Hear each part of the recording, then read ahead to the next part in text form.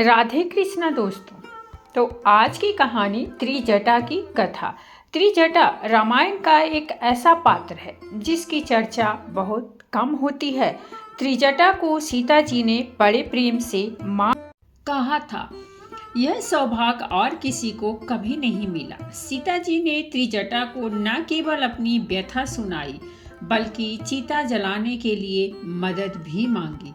त्रिजटा ने समझाया और मनाया, ठीक उसी तरह जैसे एक माँ अपनी बेटी को डांटकर प्रेम से समझाती है। ये अवसर भी किसी को और नहीं मिला। श्री राम श्री हरि विष्णु के अवतार हैं और सीता जी उनकी शक्ति। परम शक्ति भी किसी से सहायता मांग बैठे, यह प्रसंग आपको कहीं नहीं मिलेगा। त्रिजटा एक राक्षसी थी, रावण की सेविका थी, लेकिन अशोक वाटिका में उनका एक आदर्श स्वरूप देखने को मिलता है। त्रिजटा के पूर्वज शुरू से ही लंका राज्य के सेवक रहे थे। त्रिजटा ने भी कुल परंपरा के अनुसार रावण की सेवा की। वृद्धावस्था आने पर उसे एक आरामदायक और सम्मानित पद दिया गया। वह अशोक वाटिका में तैनात स्त्री पहरेदारों की प्रमुख बनी। यह वाटिका राजकुल की स्त्रियों के विहार और मनोरंजन के लिए बनी थी। त्रिजटा के नाम के पीछे भी एक कारण है। दरअसल उसमें 3 विशेषताएं थी। वह ईश्वर में एवं अवतारों में विश्वास करती थी, अपने कार्यों में अति कुशल थी, उसमें अच्छे बुरे का विवेक था। अपने इन गुणों के चलते वह राक्षसों की भीड़ में बिल्कुल अलग दिखती थी। लंका के लोग व्यंग से उसे त्रिजटा कहते थे। राजकुमार विभीषण का प्रगाढ़ स्नेह उन पर था, अतः परिहास में उन्हें विभीषण की पुत्री भी कहा जाता था। दरअसल लंका में ऐसे लोगों की संख्या कम नहीं थी जो रावण से नाराज थे। राक्षस, अभिंध, ऋषि विश्रावा, मंत्री माल्यवंत, महर्षि पुलस्त और विभीषण आदि लोग रावण की नीतियों के खिलाफ थे और ये लोग रावण से असहमत थे, क्योंकि रावण शक्ति के मद में पूरे विश्व से शत्रुता करता जा रहा था। उसने अयोध्या के सम्राट अनरण्य की हत्या की, देवराज इंद्र को बांधकर सरेआम अपमानित किया, महादेव के निवास स्थान कैलाश को उठाने की कोशिश की, सौतेले भाई कुबेर की पुत्र वधू पर अत्याचार किया, अपनी सगी बहन मीनाक्षी के पति कालकेय सम्राट विद्युज्जिह्वा को मारा। रावण को ये सनक थी कि वह संसार की हर अद्वितीय वस्तु को लंका लाएगा। अपने पति की मृत्यु से विचलित उसकी बहन मीनाक्षी ने इसी को आधार बनाकर उसे सबक सिखाने की सोची।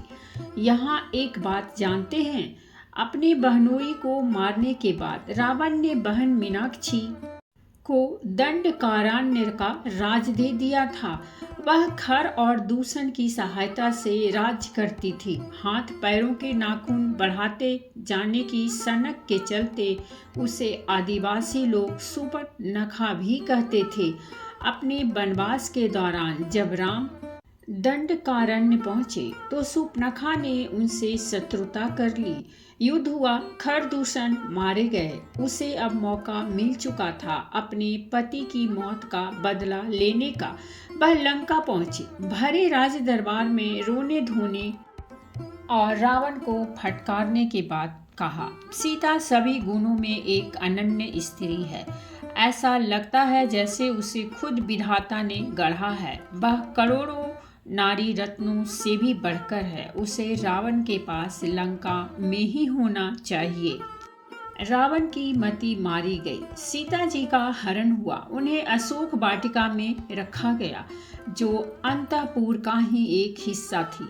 अब यहाँ से त्रिजटा की भूमिका शुरू होती है। त्रिजटा ने 3 स्तरों पर अपने कार्य किए। सबसे पहले तो उसने श्री राम की पत्नी और अयोध्या की महारानी जनक नंदिनी सीता को लंका की परिस्थिति समझाई। उन्हें एक विधान के बारे में बताया।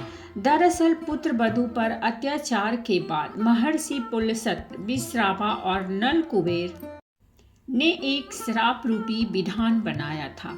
इसके अनुसार रावण किसी स्त्री की अनुमति लिए बिना उसे नहीं अपना सकता था। त्रिजटा ने सीता जी से कहा कि वह किसी भी तरह के दबाव या डर में न आए, क्यों यह विधान उनकी रक्षा करेगा। उसने अन्य प्रहरियों को भी सीता को परेशान करने से रोका। दूसरा, त्रिजटा ने विभीषण, अभिनद्य आदि प्रभावशाली लोगों को इसकी सूचना दी। अबिंद उन्हें श्री राम के बारे में समाचार भेजते थे। उन्होंने ही त्रिजटा को श्री राम और सुग्रीव की मित्रता के बारे में बताया। इन समाचारों से वह सीता का मनोबल बनाए रखती थीं। तीसरा, उन्होंने राजकुल की स्त्रियों को विश्वास में लिया। उन्हें बताया कि सीता जी अयोध्या नरेश राम की पत्नी और मिथिला के और जनक की पुत्री हैं। ऐसी स्त्री का हरण विनाशकारी है।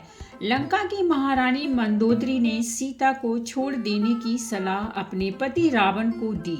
मेघनाद की पत्नी सुलोचना ने खुलकर सीता जी का समर्थन किया। रावण की चतुराई धरी रह गई। उसने बहुत ही गोपनीय ढंग से सीता हरण किया था, लेकिन सारी लंका जान गई। जल्दी ही अतुलित बल के धाम श्री रामचंद्र जी के दूत हनुमान जी भी आ पहुँचे। विभीषण ने उन्हें अशोक वाटिका में जाने की युक्ति बताई।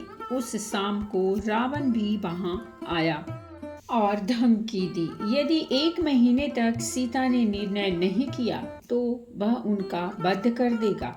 उसके जाने के बाद त्रिजटा ने सीता जी को अपना सपना सुनाया। श्री रामचरितमानस के अनुसार त्रिजटा ने कहा, सपने बानर लंका जारी, जातु धन सेना सब मारी। मतलब बानर ने लंका में आग लगाई है और राक्षस सेना को मारा है। अब सवाल ये है, त्रिजटा ने ऐसा क्यों कहा? इसे समझना बहुत ही सरल है। वह जानती थी कि राम के दूत जरूर आएंगे। उनके द्वारा कोई ऐसा कार्य जरूर होना चाहिए जिससे शासक वर्ग भयभीत हो उठे। रावण का मनोबल टूटना बहुत जरूरी था। यह कार्य आग ने किया। रावण की प्रतिष्ठा उसकी अजेयता में थी। उसकी राजधानी में शत्रु द्वारा आग लगाने से उसकी यह प्रतिष्ठा धूल में मिल गई। उसके मित्र राजाओं ने सोचा, जो अपनी राजधानी को नहीं बचा सका वो हमारी रक्षा कैसे करेगा। इसका नतीजा क्या निकला? श्री राम की सेना पूरा दक्षिण भारत पार करती हुई समुद्र तट पर आ पहुंची। किसी राज ने उन्हें नहीं रोका। आगे भयंकर युद्ध हुआ। रावण ने जब पराजय होती देखी तो मनोवैज्ञानिक अस्त्र चलाया। एक नकली मस्तक बनवाया जिसका चेहरा हूबहू श्री राम के जैसा था। यह सिर अशोक वाटिका में सीता को भेजा गया। वह चाहता था कि निराश होकर सीता जी अपने प्राण दे दें। त्रिजटा ने रावण की माया भांप ली और सीता जी की रक्षा की। युद्ध का परिणाम धर्म की विजय में हुआ। बल, छल और आडंबर पर आधारित राक्षसी संस्कृति नष्ट हुई। विभीषण सम्राट बने। सत्ता परिवर्तन के उस दौर में त्रिजटा का कोई जिक्र नहीं आता। लंका के तमाम निवासियों ने नगर के बाहर जाकर राम जी के दर्शन किए। त्रिजटा नहीं गई। शायद वो इस बात से दुखित थी कि सीता जैसी सत्य स्वरूपा स्त्री को अग्नि परीक्षा देने हेतु कहा गया था। इसके बाद हमें कुछ अस्पष्ट संकेत मिलते हैं। इनसे पता चलता है कि त्रिजटा ने अपने आप को धर्म और अध्यात्म में लीन कर लिया। जो भी हो, माता सीता को त्रिजटा याद रही। एक कथा बताती है कि श्री राम और माता सीता उनसे मिलने हेतु लंका भी आए। त्रिजटा ने काशी में रहकर महादेव की भक्ति करने की इच्छा जताई और ऐसा ही हुआ। कहते हैं काशी में आज भी त्रिजटा का एक मंदिर है। यह मंदिर काशी विश्वनाथ के पास है।